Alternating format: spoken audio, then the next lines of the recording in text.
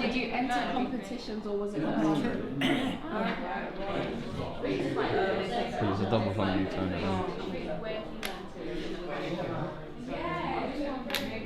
I did this as part of placement for health and social care.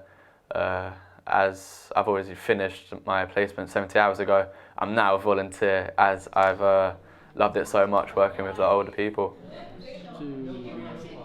But I didn't realise how much dementia affects people and to what extent, and how it really depends on each individual person. Like, there aren't a set number of symptoms or anything. I did a little bit of research on dementia, and it's quite a hidden and quiet illness, and not many people are aware of it and how it affects different ages. So my uncle has a home, and I went last year and I got to speak to all the patients with dementia, and it really touched me because they have no one to speak to, and then so I volunteered for this, and hopefully it'll give me more experience for the future. I think for the younger people it's really nice that they know or understand more about dementia, because when they meet people outside or if they have relatives that have it, they know how to help and how just to go and have a chat to them, and just a little bit of kindness will go a long way with them. So just a little bit of education, meeting people with dementia and having a bit of background on it, just really beneficial. When you try yourself, which no longer exists. Through the project we've met a carer, and from then my perception of dementia changed.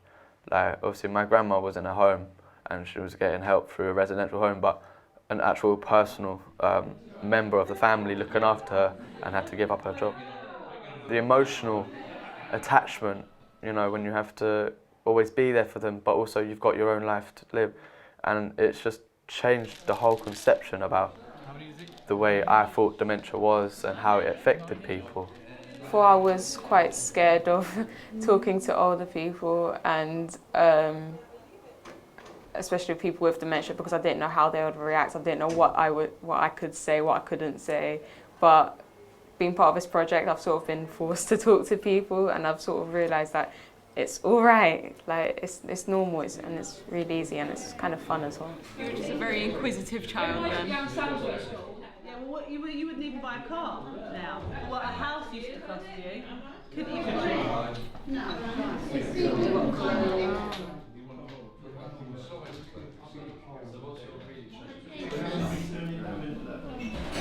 Telephone indeed. She's rather cheerful, less forced to knock up everything.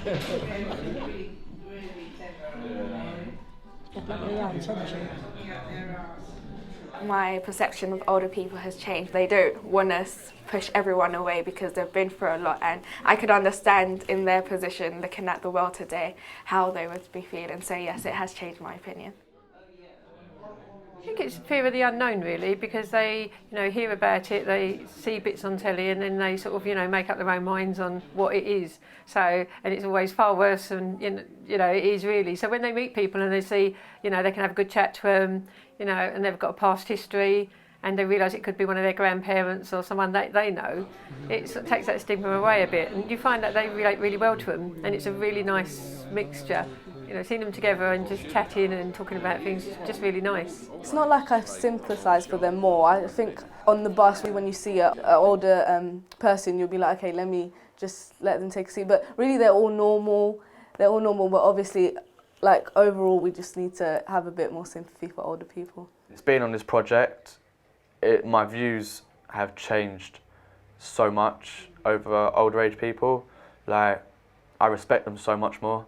I call them sir, I call them mum, because I don't want them to lose that respect that people would have given them if they were still normal, not have the condition or illness. So I just try and let them be happy as much as they can and let them still live their life, basically.